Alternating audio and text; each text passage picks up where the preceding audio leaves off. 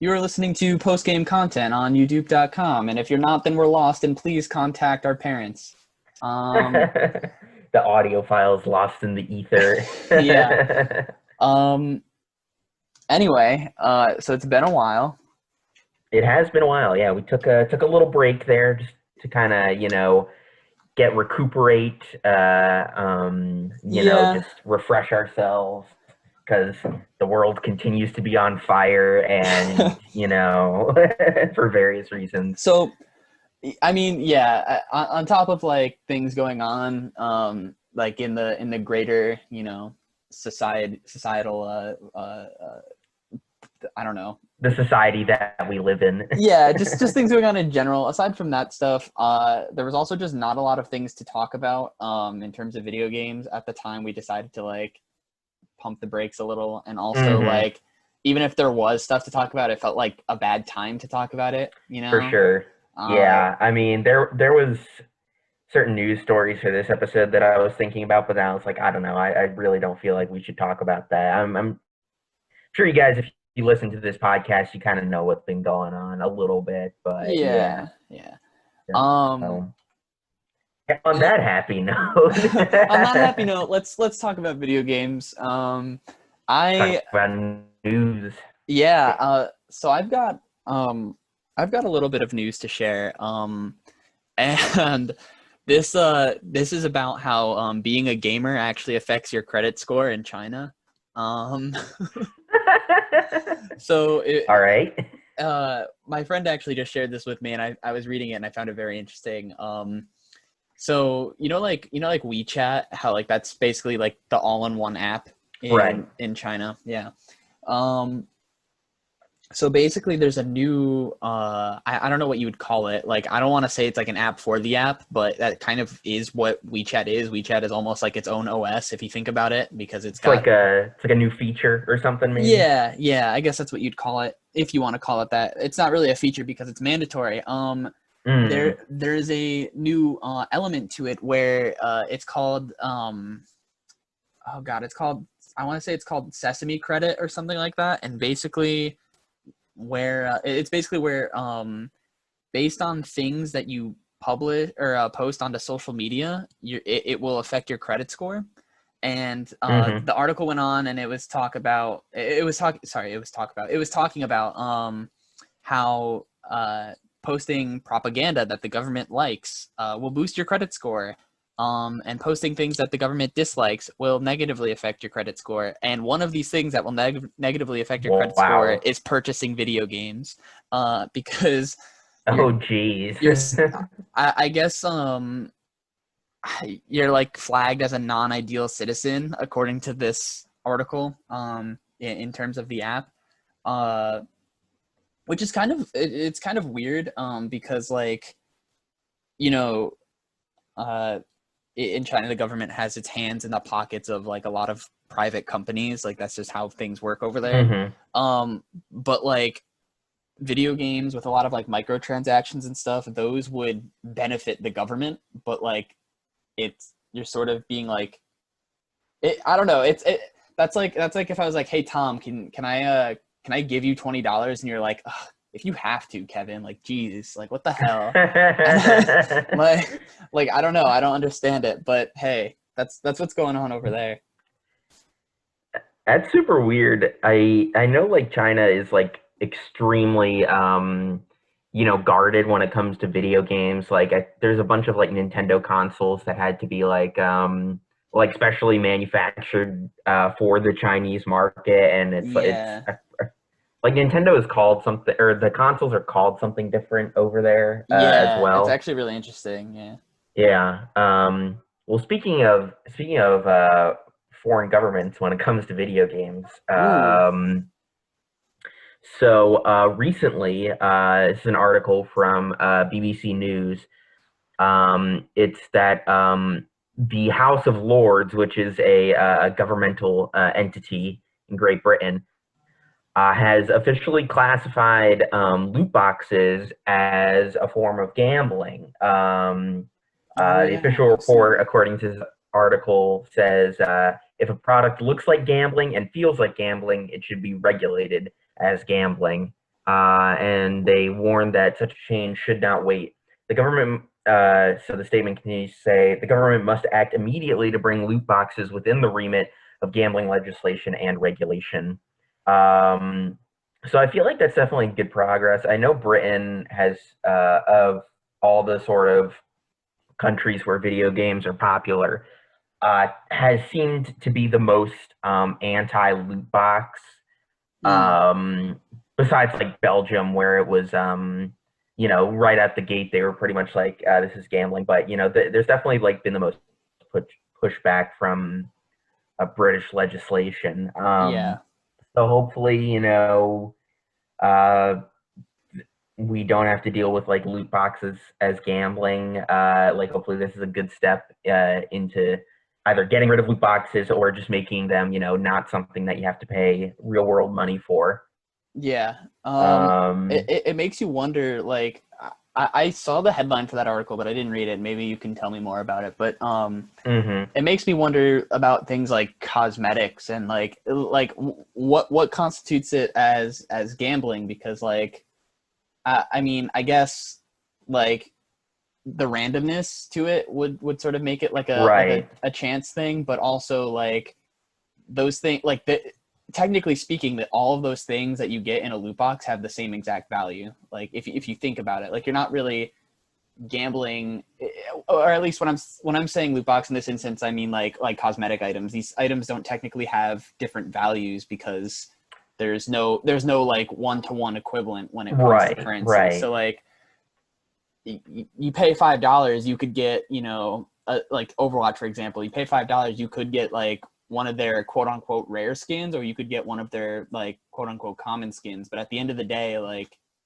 those cost you the same amount to get. I don't know. Exactly.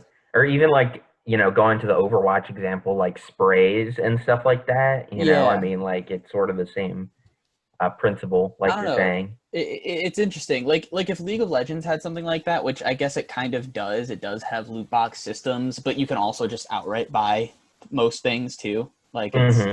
so that's a little different, I think. But again, it's all cosmetics, and because there's like a one-to-one, like like some skins just straight up cost more real world money. Like I don't know. There's a lot of things you'd have to consider, I guess, and It's weird from I'd like to an see how that pans economical out. standpoint, Yeah, absolutely. yeah. Um, yeah, do you have another news item? I kind of wanted to talk about it briefly, but less so about like make it a news segment and more so make it like a speculation thing, because I didn't actually read the article. I actually saw it like minutes before we hopped in this call and started recording. I saw that according to Kotaku, Bethesda is making a Fallout TV series, Yeah, I found this as well. Yeah. and I didn't read it at all, and I just thought it'd be kind of fun to like what do you think this is? What do you think this is going to be? I think it's an interesting question. I mean, the Fallout games, it's not like any of those games really have like a main character. All the actions are decided by the player. I I so I feel like there's like two ways to do this. I think like maybe just do like an anthology where it's just like, well, maybe three ways. You do like an anthology where it's just like different sort of short stories Yeah. from the Fallout universe. Hmm. I think you could do like sort of an ensemble type show as well, where every Fallout property has sort of focused on a different area of the country. Like 76 was West Virginia, New Vegas was Nevada and California. Yeah.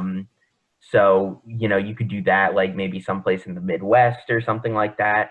Hmm. Um, or I think what could be interesting, I don't know if like Amazon Prime is like equipped for this, but Netflix has some sort of choose your own adventure TV shows like Mm.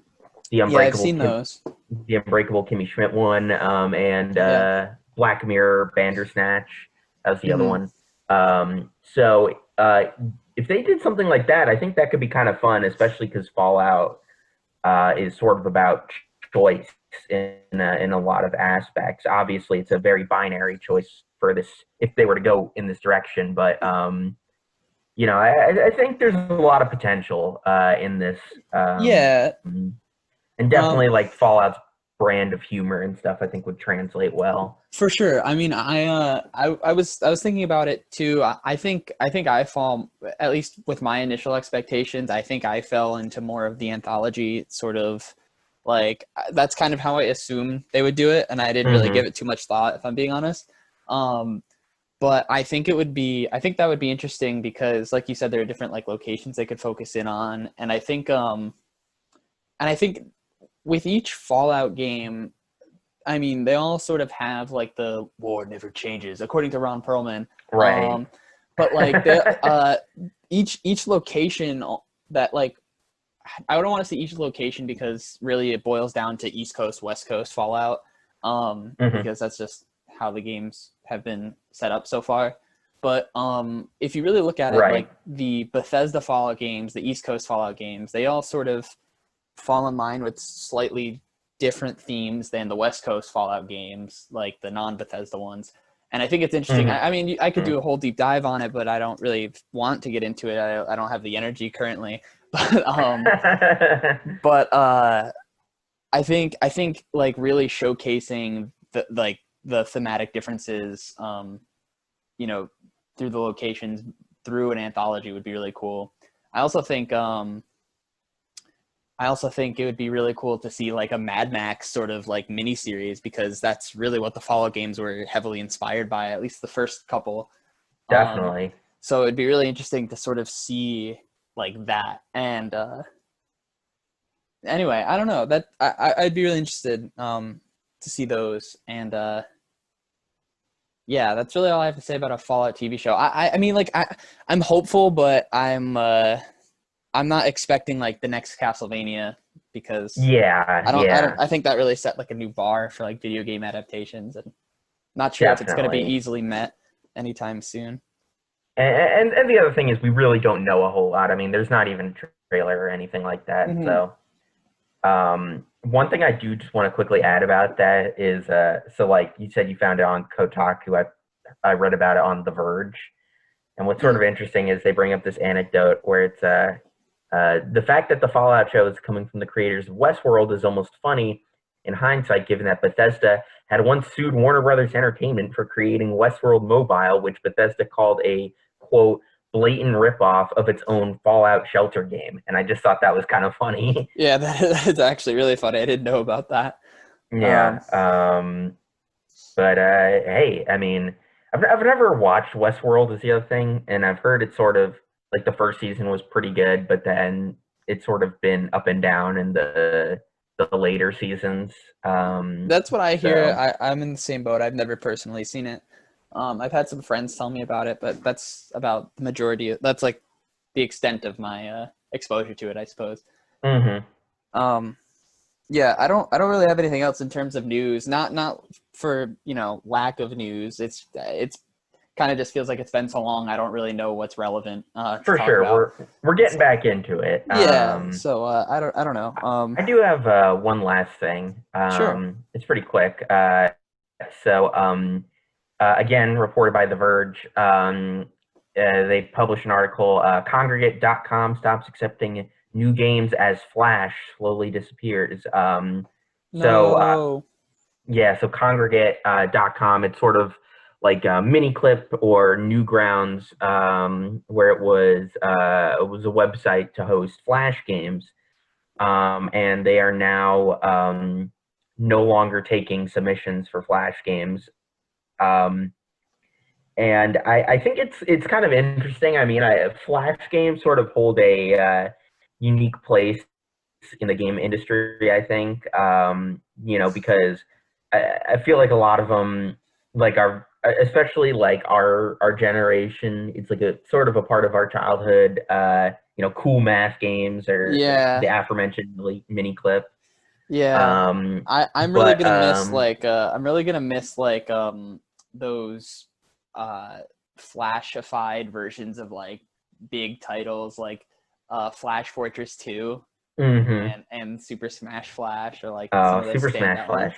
I legitimately really like that game. Yeah, they're really good. I mean, but And it's especially, I guess just what it sort of made me think about is like I feel like Flash development is honestly where we see a lot of cool indie developers like Alien Hominid, which was originally a Flash game, and particularly Meat Boy, which was the prototype of Super Meat Boy. That was a Flash game, and yeah, that is sort of what allowed Team Meat to go on to make Super Meat Boy, which is obviously a really great 2D platformer. So yeah, I mean, I'm indie gaming is more widespread and well known. So hopefully that will allow indie developers to sort of make their name in a more direct way. But yeah, I can't help but feel this is a little bit of an end of an era. yeah, it's a shame, but who knows? Yeah. Um, like part of me is kind of in denial, and part of me is like, no, it's okay. Like we're gonna have like someone's gonna make like a knockoff Flash, and everything's gonna be fine. But like I don't know that. I can't actually just claim that. So It it just reminds me. There's this one. I think it's like a post on I want to say iFunny. yeah. It's a guy where his username is the Floosh. It's a picture of the Flash with like googly eyes, Yeah. and it takes the opening monologue from the Flash TV show, and it's like, "My name is Ari Ballin. I am the man who is fast alive." Uh, It's just so someone's gonna make Floosh instead of Flash. yeah, we're gonna get Adobe Floosh. Um, but anyway. Yeah. So should we talk about the games that we've been playing? Yeah, so I was kind of mentioning this to you before we started recording, but like I with the Steam sale in particular, um It's dangerous. yeah, like every not only has my like wallet been hurt, but like my all sense of order in the gaming kingdom has been uh completely tossed out the window. They're Kevo's playing games at the bottom of their backlogs, and Kevo's playing games that they just saw on the sale, and there is no sign of completing either of these games. It's just Hmm. back and forth, tossing and turning between games on a whim. It's madness, and Yeah, it really is. Yeah. uh, but I I don't know. I've been playing. I've actually been getting back into the Half-Life series, and I was never a huge fan of the Half-Life games. Not because I don't think that they're good. I just was never like super into the lore and stuff. I never got invested. Like, yeah, I played Half-Life One and I played Half-Life Two, but I never played like the spin-off titles, such Episode as one, episode two. yeah, I never played those ones, and I never played Blue Shift or Opposing Forces or what's the other one? There's one more for Half-Life 1 Black that I don't Mesa. remember. Well, there's Black Mesa, but I could have sworn there was another Half-Life 1 just like uh anyway, whatever. But for the sake of conversation, I've been playing Opposing Forces lately, and that was really good. That's like a really good game. It's hard. It's really hard, but I set it to the hardest difficulty, so that makes sense. But I really really love it. Like this, I think I would have to double check. So like, don't quote me on this, but I'm pretty sure Opposing Forces came out after Blue Shift, and I haven't played Blue Shift yet, but I do have it because they were both 99 cents, and I was like, literally, why not? Hmm. So. If Opposing Forces was truly the last Fallout Fallout on the brain, the last Half-Life game before Half-Life 2, I would not be surprised because it's just really good, and like the creativity of the developers really shines through.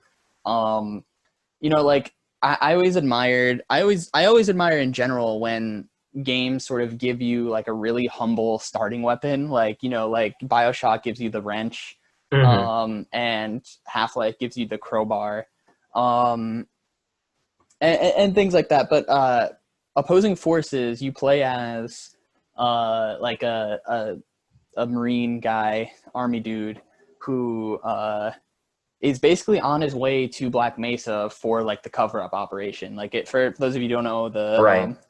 plot of Half-Life 1, the science experiment goes wrong and the military shows up and basically starts like killing everyone. And Yeah, killing all the scientists and stuff. yeah, and it's revealed in opposing forces that actually wasn't supposed to happen. They were also supposed to get the scientists out of there, but there was like another level of like corruption at play where there are people above like the military. Like there was a paramilitary organization that was like kind of pulling strings. So there was not only the military involved, not only the Black Mesa scientists involved, but this like special unit that even the military couldn't like necessarily combat because So what you're telling me is that the Patriots from Metal Gear Solid in the same universe as Half-Life. Yes, All right. exactly. But anyway, this is all to say that like, you know, you're supposed to be like this highly trained military professional. Corporal Shepard, I believe is his name. I think I think his first name is Adrian. I could be wrong. But anyway, who by the way, even though he's like a generic like military guy, like I was really expecting Call of Duty protagonist, but his model was actually pretty cool. He's got like the gas mask with the green eyes. It's about as like iconic as I think any like about as iconic as you could make a low poly like military Right. guy. It's cool.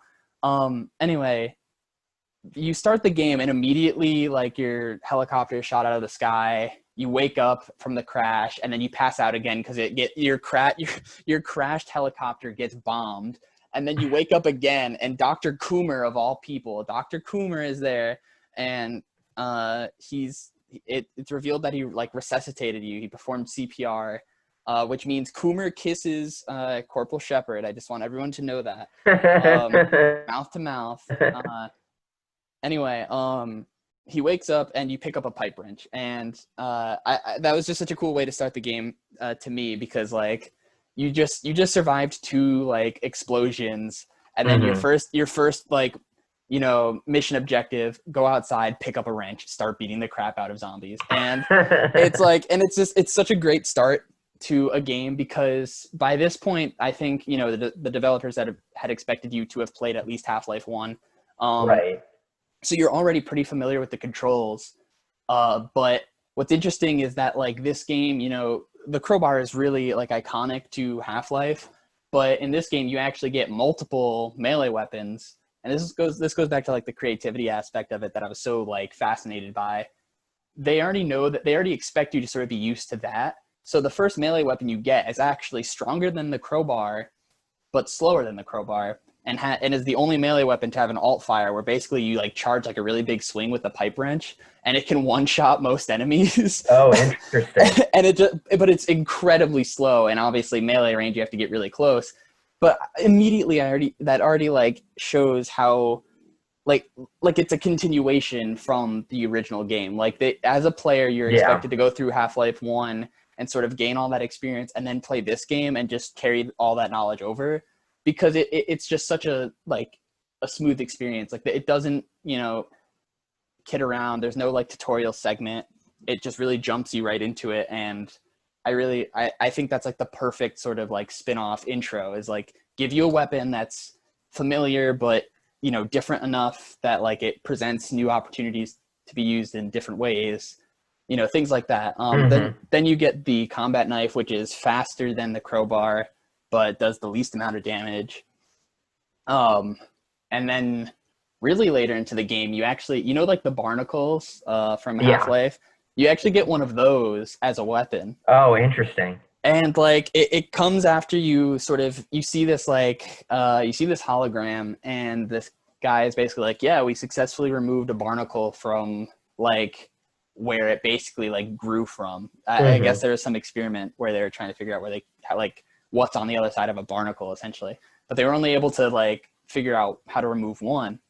And you take it out of a display case, and there's like this mini tutorial room where you can basically use it as a grappling hook, and like it just sucks enemies into it and like chomps them to death. And it's really good for just like seeing like a little, you know, head crab in the distance, and you just Spider-Man it into its like into the mouth of the barnacle. That sounds Um, awesome. it's fun. It's kind of buggy, just like with how Source handles physics like that. Sure.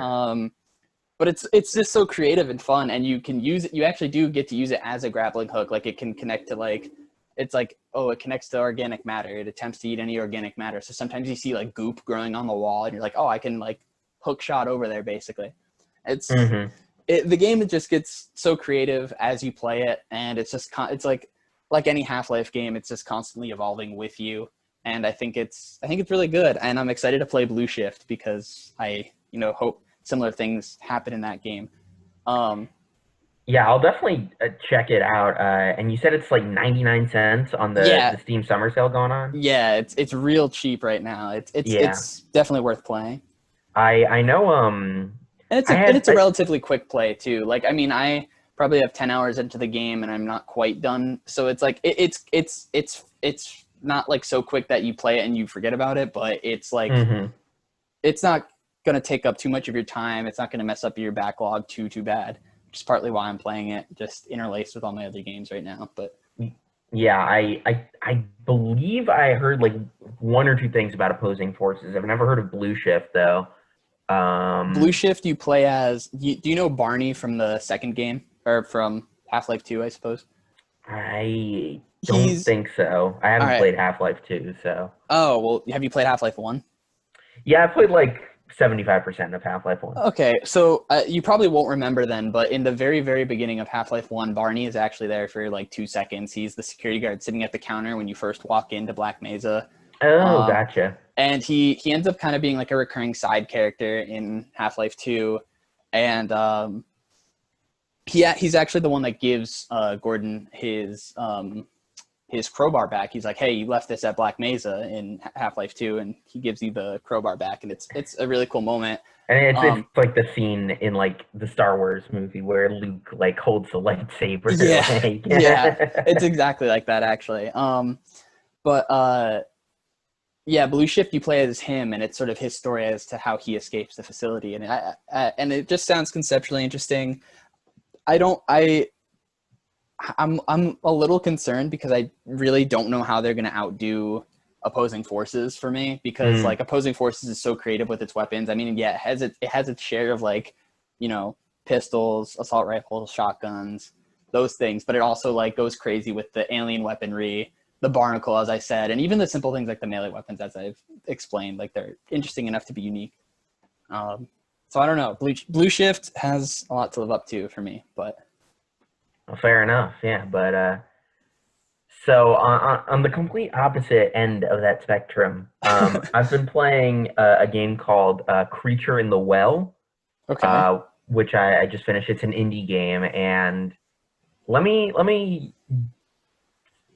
first let me just tell you what kind of genre of game this is. This is a um, top-down sort of Metroidvania puzzle game, and also it's pinball. Oh, okay. Um, One of those. um, Pinballvania. a Yeah. pinballvania, yes. A Pintroidvania, sorry. No, it's yeah, I mean, it's pretty interesting. You play as this sort of robot, and this town has basically the whole world has been enveloped in a Pinball. sandstorm in pinball. Yeah, Yeah. a great sandstorm and pinball massacre.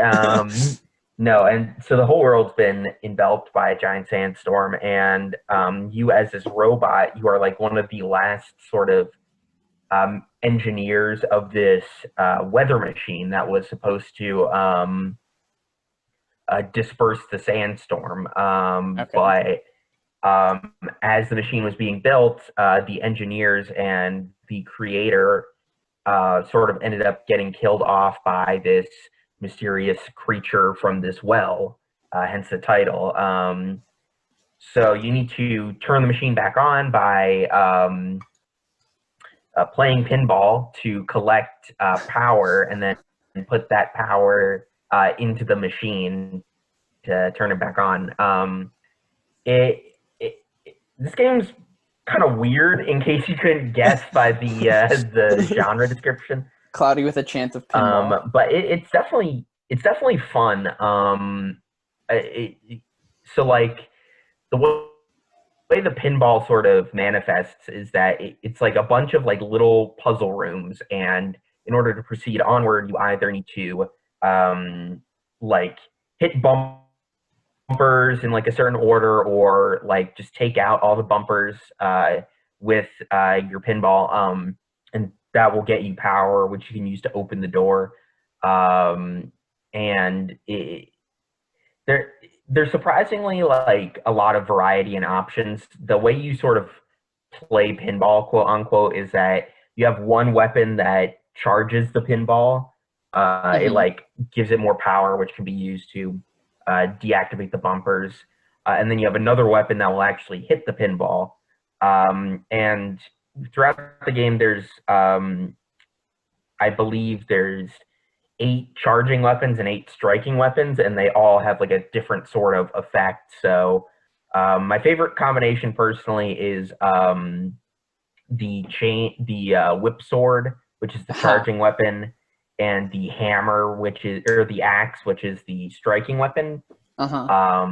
And so the whip sword, whenever you catch a pinball, you won't like stagger back, and it's got good range. And then the axe, when you hit the pinball, it splits into 3 pinballs, and This there's a is lot of cool this is just chaos so you can create with that. this is just so like surreal. It's very I, yeah. I, this is like this is sort of where I wish we did like visual aspects to the videos, because like Yeah, it's because that's I'm not describing it the best, but like it's you not can that sort I of think get a scene. I think you're describing it the best you possibly can. I think you're describing it the best way it possibly could be described. But I think it's just so bizarre of a concept that it's like really hard to just imagine what this looks like. No, Um, it's very odd. I mean, you can sort of think about it as like a Legend of Zelda dungeon as well. Like yeah, I'm just adding more fuel to the fire. But yeah, I think story wise, it's pretty interesting. It because you sort of learn more about the creator of the machine, and like how he sort of built things up. The eponymous creature in the well, I think, is actually sort of an interesting character, where it's not so much that once it's trying to stop you from turning on the machine, it's like evil or something. hmm, It's a lot more like that the world has just been like consumed by the sandstorm for like I think it's 100 years, and that's a long so sandstorm. it's a yeah, exactly. And so like that's just how people know life at this point. And by turning the machine on, you're essentially throwing everyone's life in the world into chaos. And like it is pretty black and white. Like the machine is definitely like there's no moral quandary about turning the machine on, but Right. Yeah. it's just sort of an interesting perspective that the Well, creature has on the situation. I don't really. I mean, I don't really think that the plot is anything like too convoluted compared to the description of the gameplay. I mean, Yeah. it's No, I mean it's I'm trying to think. It I sort of also classify this game a little bit as a bullet hell. Definitely in some of the boss fights, it can every get pretty ridiculous. every time you add something to the description, my like mental image just gets more and more like confused. Like I'm thinking like, okay, at this point you described a bit of like Zelda dungeon and pinball and bullet hell, so I'm thinking like pinball enter the gungeon. Like I don't know what to make It's of this. Pinball Enter the Gungeon, but not roguelike. Okay, okay. That's a pretty good way of describing it, honestly. But All right. yeah, it, I mean, it's just got a very nice vibe to it, though. It's like it's got this really like sort of scratchy type of art style. Like it sort of reminds me of the Chilling Adventures of Sabrina comic, where it's got like a lot of uh, sort of dark shadows, but like bright. Any color that isn't black is very bright. Yeah. Um, and I think musically it's also pretty nice. Like it's atmospheric, but it's got sort of a like a bleepy bloopy sort of, not A quite 8-bit, bleepy but like bloopy. very like it's like keyboard heavy. Yeah. Okay. And that sort of helps add to the mysterious atmosphere. And the other thing is this game it's not too long of an investment. My first playthrough was 100%, and it took me about 6.5 hours. Mm. Which I mean, at least to me, was a good thing because I'd come off of playing The Last of Us 2, which is super long.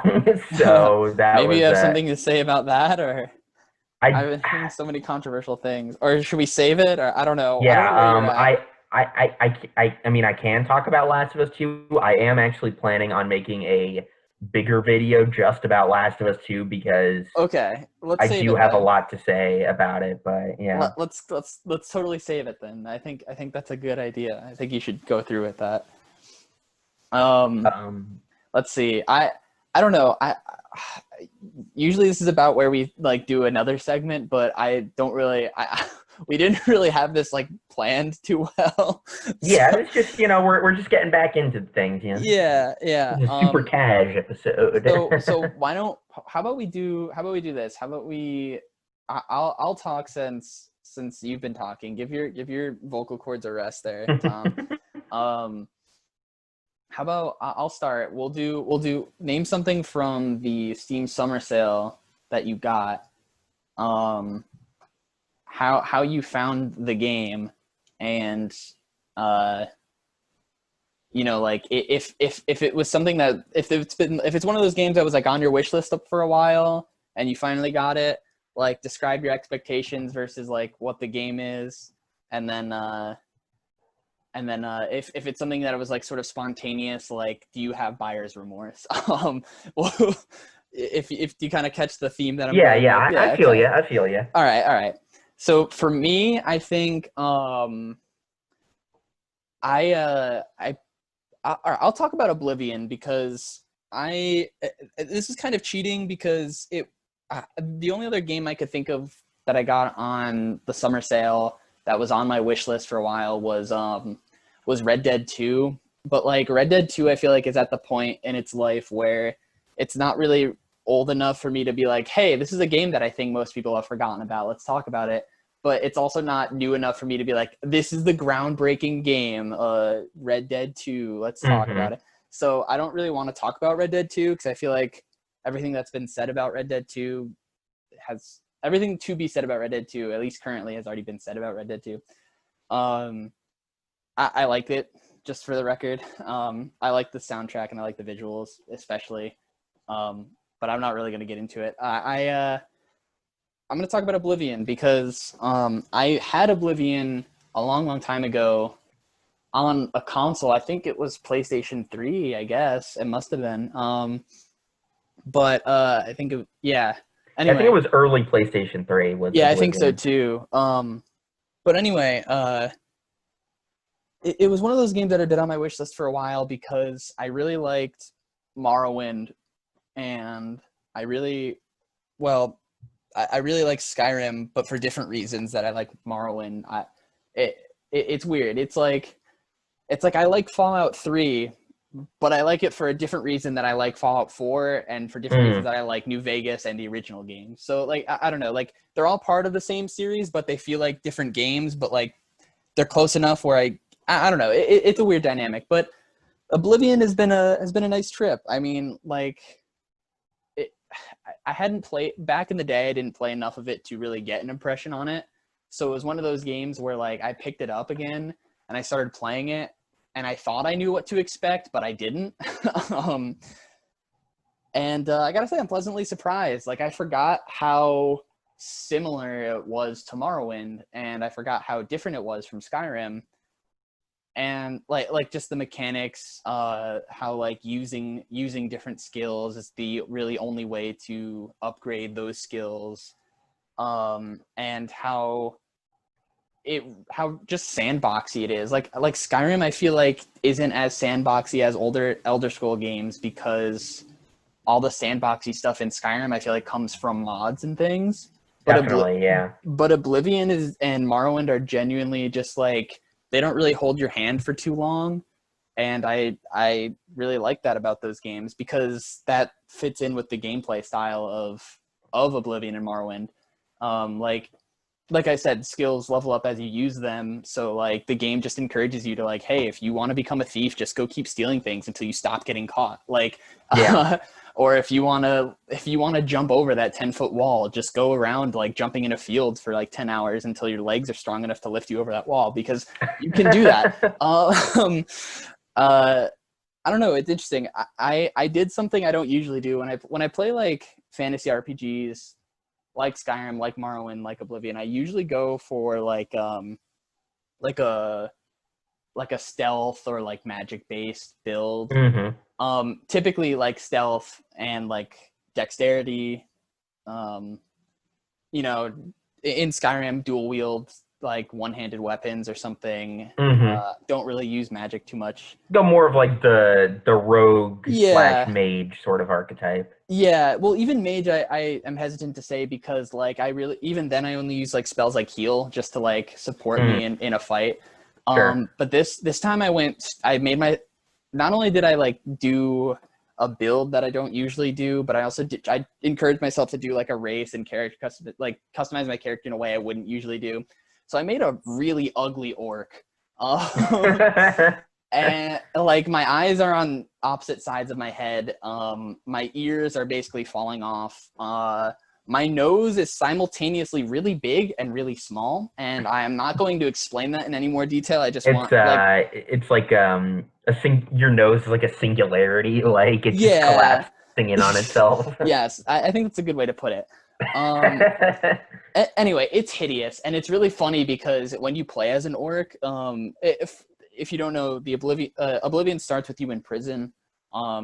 Actually, I'm pretty Well, sure I would most of assume that it is an Elder Scrolls yeah, I was game. gonna say Elder Scroll games all kind of start with you in captivity, don't they? But anyway, you start in prison, and like the guy in the cell across from you is like, "My God, you're ugly," and it's like, "Yeah, you're not wrong." Like, um, so yeah, I went an orc. I did like unarmed basically and heavy weapons. I don't usually do either of those things, but it's really fun because like I just sort of get to take like a mental break because I do want to get invested in the story of this game. And I feel like I don't have like the mental capacity to do that and make a character that's equally complex, at least not on the first run. Right. And that's something I've just discovered recently about myself. Like when playing RPGs, like I went back and played Fallout 2. Actually, I played Fallout 1. Like I've replayed Fallout 1 a couple of times, but for as much time, for as many hours that I've put into Fallout 2, I've never actually gotten all the way to the end of the game. I will get like halfway, get stuck, and restart or something. Mm. Um, and in this most recent playthrough, I noticed like, okay, I just made like instead of just min maxing my character, I actually made like a decently balanced character, and I'm just having a better time.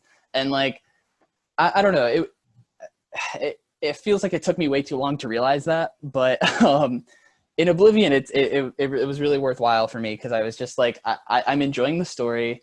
I'm enjoying like a lot of the world of I guess Cyrodiil is where it takes place. I was gonna say Oblivion, but I was like, I don't really enjoy Oblivion. It's scary there. uh, It's an okay Tom Cruise movie. yeah, yeah, but no, I've been really enjoying it, and I gotta say, I'm really impressed with like the AI because I didn't realize just how good it was, like when I played through it the first time. But for a game that was like what 2006, 2007, something like that, Yeah, right? something like that. Yeah. The AI is all really in depth, and I would venture to say that it's more in depth than the AI in Skyrim, because almost every NPC has an actual name, whether or not you can actually like interact with them in a meaningful way. Um, and all of them have like set schedule, like it's like the Shenmue effect. Like they all have set schedules, whether or not you're actually going to keep track of them. Mm. Uh, if there is like a hunter, character, they'll go out and hunt at random points of the day, or I say random, but like I really mean it just varies depending on like who it is, but they'll actually go out and like hunt and stuff. If it's a librarian, they'll go to work and then they'll leave the library at night, and just these really subtle things that like just really impress me. Like the main city in Oblivion, just feels like really alive, and more so than most of the cities in Skyrim or major towns in Skyrim.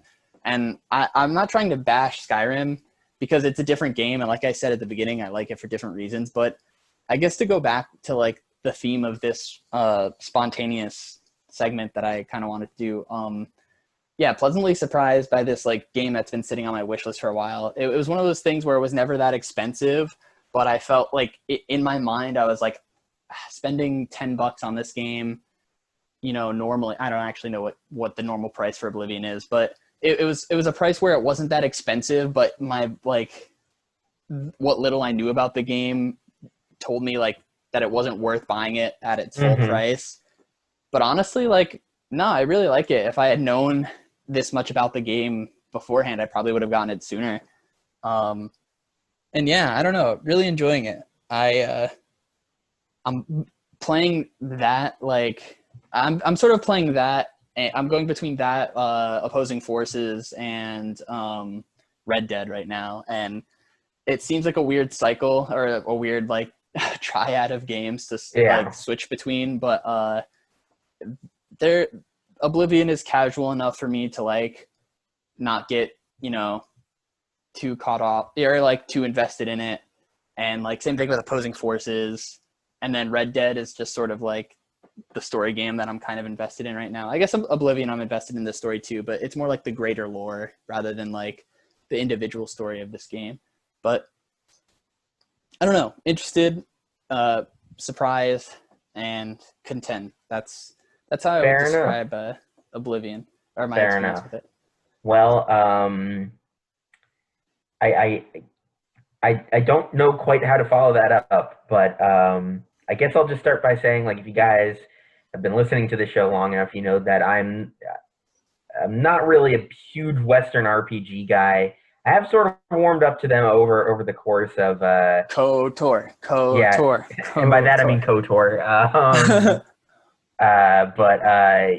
Yeah, so one of the games that I got on the Summer Steam sale was I got the first two Fallout games, Fallout Tactics and Fallout New Vegas, which is the one I've been playing just a little bit. Nice.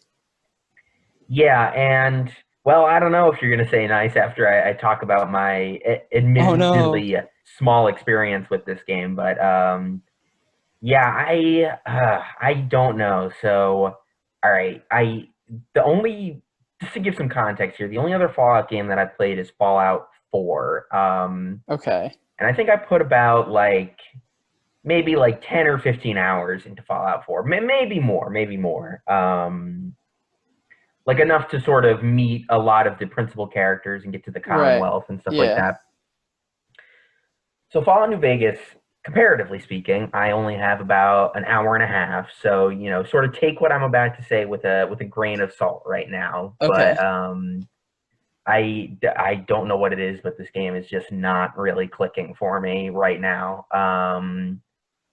I think largely the problem is that it feels like it's trying to have its cake and eat it too. Like Fallout 4 definitely feels like it is a shooter with RPG elements, whereas New Vegas is an RPG with shooter elements. And I'm gonna try and orate myself as very specifically as possible, just so that the Fallout fans don't come after me with the pitchforks. I'll give you a Fallout pass. It's okay. You can. But just honestly, I'll tell you what it is. This one moment where I am, I got my first gun, the rifle from I believe Cassie it's Sunny Smiles. Oh yeah. Sunny. Yeah. And going around, I'm shooting these geckos, and I just miss like point blank, like 5 times in a row on these geckos. Well, And I'm like, what is happening? okay, wait. Were you using that? I wasn't using that. Okay. My next question. What was your what's your what are your special stats if you remember them? I think it was like I put like 2 into speech. No, Um, no. The special is strength, perception, oh endurance. Yeah. I'm trying to remember what it was. I think I put like an extra point into strength, Okay. an extra point into um uh I'm see now I'm trying to remember all the stats. Strength, perception, Strength, endurance. perception, endurance, charisma, intelligence, agility, and I luck. think I put 2 into charisma, 1 into endurance, 1 into strength, and 1 in So you kept it gosh, pretty I balanced. think agility. Yeah, I kept things pretty balanced. Yeah. Okay. Okay. Um, Um, so I I guess all that would be left are like to see what your drive stats were, which are like the big guns, small guns, those things. yeah, But and I think I like specialized in conventional weapons, and mhm. I, I forget what the other ones were. I think science, and I think gosh, whoa, I can't remember the last one, but Okay. Well, I only asked because like I knew someone who there it's weird because between the first two Fallout games into like 3 in New Vegas, for some reason some stats got switched around, and I don't know if this was to like if this was intentional, if this was a mistake, if it had something to do hmm with like balancing the game. But your derived stats sort of changed. Like so special directly affects like big guns, small guns, all those stats that like you can directly spec into when you level up.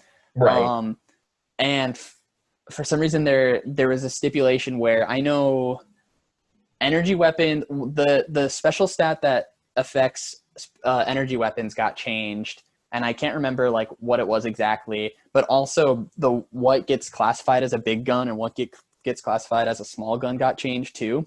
So in the original two Fallout games, rifles and automatic, like two-handed weapons and sniper rifles were still considered small guns because big guns was hmm reserved for flamethrowers, miniguns, etc. Like actually really Rocket big launchers. guns. Yeah. Um, but in the 3D Fallout games, big guns are considered anything that you have to hold with two hands. So hmm based on your stats, I didn't know if like maybe you spec'd it. I knew someone who went into New Vegas from the first two Fallout games and had a terrible time because he didn't read like the stats when he was making his character in New Vegas, and he didn't realize that they got changed. So he's like, why the hell am I missing everything with this sniper rifle? I spec'd all the way into small guns. I was like, no, you idiot. And like, he's like, every time I aim down the sights, my character does like a 360 because his hand is so unsteady. And I'm like, you buffoon. But no, I don't um, know. That does sound like a rough start. And I, yeah, I'm sure like once I get in, so like here's the thing.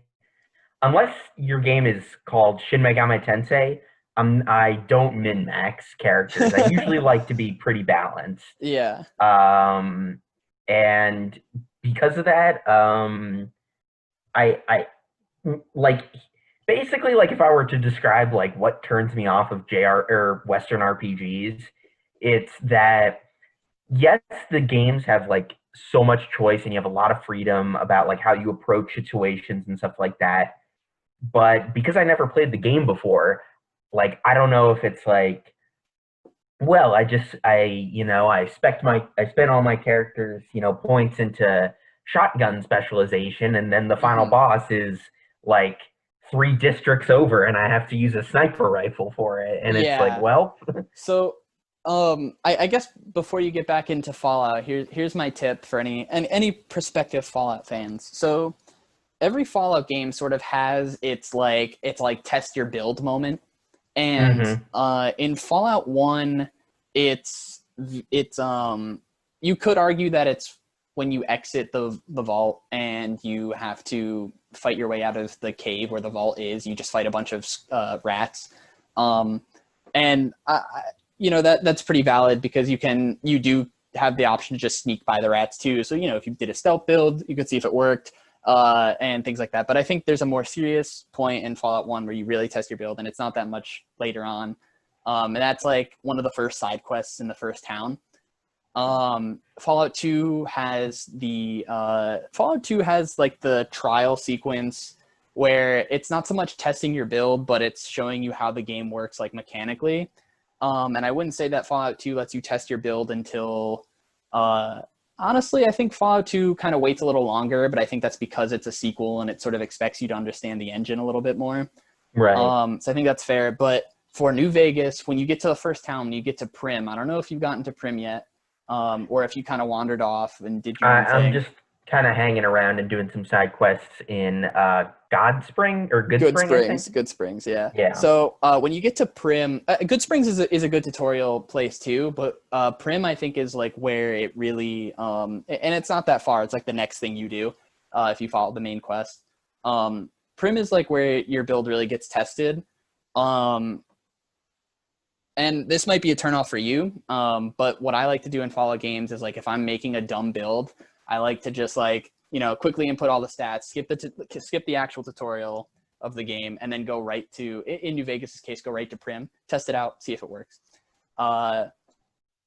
And I think it's the Sonic fan in me, but I just really like replaying games. So I mean, like that's what I do. I just put all my points into agility. Yeah. But no, I don't know. I think stick with it a little longer, and if you Yeah, find that I you don't like definitely it, will. don't be This is afraid just to start over is what I'm saying. But okay. that's Fair only enough. that's only because I want you to like these games. But Yeah, absolutely. And certainly I will keep going. I mean, you recommended me KOTOR, and I do legitimately really like KOTOR. yeah, so I'm not full of bad ideas. Just yeah, it's just, I guess I just need to like have a shift in mindset, because I know like Fallout 4, like they Fallout really 4 is like different. Yeah, they tone back the RPG elements. Like I don't even think there's perks in that game or like I think it's it's just mostly the special stat that like gets the yeah. focus. It's funny you say that because that's sort of like the joke of Fallout is that your derived stats don't really matter. They are technically there, but Hmm. and the perks are technically there too, but they don't really do much. Fallout 4 is it. I like Fallout 4. Don't get me wrong. I have like I'm kind of embarrassed to admit how many hours I have in that game because I like to tell everyone that I'm like a real classic Fallout fan, and yet Fallout 4 is probably like my second or third. Actually, it's my second most played Fallout game. My first most played Fallout game is New Vegas, Right. and then 2 and 1 fall like immediately after that. Um, so it's kind of embarrassing for me to admit that, but Fallout 4 is not a bad game. It's just a different game. So Yeah, I think maybe the other thing is, and this will be like the last thing I say about my experience with Fallout for now is, I think Fallout 4 just has a way more engaging intro than New Vegas. yeah, it's really I mean, you got the bomb dropping, and you got there's a lot going on for sure. you get cryogenically frozen. Raiders come in. You got to like freaking fight your way out of this vault with mutated rats. Like all that is just like within the first 30 minutes, and it's just like it's just a lot more engaging from a storytelling perspective than. I mean, New Vegas certainly has a good intro cutscene Yeah. where you get shot, but like then you get a slideshow about Truth is, the here. game's been rigged from the start. But Yeah. then you get the slideshow about like here's the NCR and Caesar's Legion, and Yeah. here's why the Yeah. Hoover Dam is important. Yeah. It for better or for worse, Fallout New Vegas is as close to a classic Fallout game you'll get in the 3D like style, Hmm. and the intro is definitely evident of that. What the I don't want to eat up your thing obviously, but your little time to speak here, but uh, Fallout 1 and 2 basically feed you the story the same way, and they sort of expect you to do what you want with it, and I think New Vegas tried to do the same thing. But it is, I will agree with you. It is like, it's kind of like the Morrowind of the Fallout Fallout games. series, because Morrowind, I feel like I have to be in a very specific mood to play, you know, like I want to Hmm. have to sit down and I want to have to like really think about the game that I'm playing. But at the same time, like it's weird because when you think of like, okay, this is a big thinky game, you don't, I feel like you don't typically think of like first person shooters. And I Yeah, think that's weird because Morrowind is technically, FPS. Um, FPS, but also big think game. And New right. Vegas is big think game, but is also FPS. Whereas like the original Fallout 1 and 2, those are like, yeah, I'm going to sit down, I'm going to look at this screen, and I'm just going to kind of analyze numbers and stuff. And that's kind of what I expect to do. And the visuals sort of match my expectation there. So I yeah, think I that agree with you. I think you really hit the nail on the head. It's a matter of visual expectations. Yeah. But that being said, if that's how you feel about Fallout 4, you might like Fallout 3 as like a good intermediate. And Mm. Fallout 3 is not bad. It gets a lot of hate for some reason. I think it's a pretty good first attempt for a 3D Fallout game. So I don't know, if you want more of a segue into the series, maybe Fallout 3 is the way to go. But Maybe, Liam yeah. Pearson is your dad. And I call him Liam Pearson because he's trying to like fix water in Fallout. So it's like P. That's true. Yeah, he doesn't Isn't want. every Fallout game kind of about water though? Like the first one is about water. Yeah, the second. New Vegas is about a dam conflict. Fallout 3 Yeah, is about it's about a damn water. conflict. But two is not really about water, but it is about growing plants, and you need water to grow plants. So like, There you go. yeah. Um, Maybe that's what the Amazon Prime series will be about. Is just water. Fallout water. Fallout water. Bom, Fallout H2O. bom, bom. Like the when you boot up the game and it's just like the horns. Yeah. Anyway, so I guess to make it relevant to the whole impromptu segment, were the Fallout games something that were sitting on your wish list, or were they kind of spontaneous? It was kind of spontaneous. Honestly, to be honest, it was because I had seen you like, oh hey, Kevin's playing Fallout 2. And like like Fallout I think is a series that it's one of the series where I want to like it. And like I know Fallout 1 and 2 are like very different beasts from the 3D Fallout games. Yeah. But yeah, it was just kind of on a whim thing. I actually bought quite a number of things on my wish list, mostly System Shock 2. What was the other ones? Oh, Bloodstained Curse of the Moon, which I Oh think I have talked yeah. about on this show. Yeah. But I I just loved wanted it Curse of the on Moon. PC. Yeah, Curse of the Moon is so good. Did you hear that's getting a sequel apparently? Yeah, it's coming out October, I think. Yeah, it's gonna be awesome. Anyway. Yeah, I can't wait. You can play as a corgi in a train mech. It looks Yeah, freaking awesome. that's awesome. Anyway. Yeah, so I bought Fallout 1 and I bought the what I think Steam calls the classic Fallout collection, which is Yeah. 1, 2, and Tactics.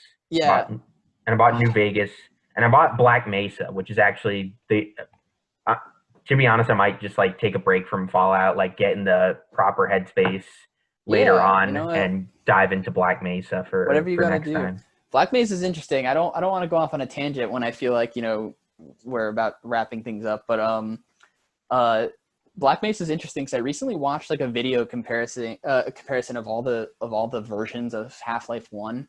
Hmm. And basically what I learned was that Half-Life Source is an absolute garbage pile and you should never play it. Because Yeah, I've heard it's not very good. I guess they added like a lot of unnecessary features that actually like hinder the gameplay. And anyway, won't get into that, but Black Mesa actually is interesting because it actually changes some of the level design from the original game to better suit like its more modern style. And I I think know that the big thing that everyone talks about is like the last area, the alternate dimension area, Mhm. got like a massive overhaul for Black Yeah, Mesa. yeah. That's a huge part of it, honestly. because Zen, I believe it's called, Mm-hmm. because the original Source engine just doesn't handle slopes well. So, Right. and it's supposed to be like this organic, natural environment. Whoa, excuse me. Organic. I almost choked on water, and then I burped and almost died. But it. Fallout 5 coming in 2021. Yeah, it's water. Anyway. But yeah, no, it's supposed to be this organic area with like a lot of hills and stuff, and it just doesn't work because it's super polygonal. But, Right. So yeah, let me know how that is, because I've never played Black Mesa. I've only played the original Half-Life as God intended. But I'll definitely talk about it for next time. Yeah, all right. Well, it's about to. Well, I'm looking outside my window and I see a giant like cloud of death, and I just saw lightning. So I think this might be a good time to wrap things up. Wow, So that's really scary looking. Well, Tom will see you guys next time on post game content. I will see you guys next time on post mortem content. And we'll just have a grand old time. And hopefully I can force feed Tom Fallout, and hopefully Tom can force feed me Black Mesa or something. Black Mesa or Persona 4 Golden. Oh yeah, that's on Steam now. Oh shit. Yeah. All right, we'll talk about that after. But yeah, if you wanna see all our ramblings before post game and post mortem content, you can follow me on Twitter at Thomas M. Brickman. You can also follow the show's news updates, social media, all the stuff about the things on Twitter at PostGameCon. That's at PostGameCon. If you want to follow me, you can find me at Hey It's Kevo, and usually it's me tweeting at Tom, telling him to post something onto post game content. It's true. And yeah, and sometimes we have funny Twitter interactions, as mandated by our contract. It's true. Yeah. Wait, you're getting paid? No, but I just thought it'd be cool to sign a contract. And I also do another podcast with my friend Emily, where we are closely analyzing and breaking down every single episode of JoJo's Bizarre Adventure, the anime. So if you want to catch that, you can find us on YouTube at I Wanna Fight Araki. You can also keep up with that show news and social media, the hilarious memes that Emily finds at I Want to Fight AR1 on Twitter and I Want to Fight Araki on Instagram. And with all that said, I think we're done with social media plugs, getting back into things. We'll see you guys next time. Yep. Goodbye while my house gets struck by lightning. Okay.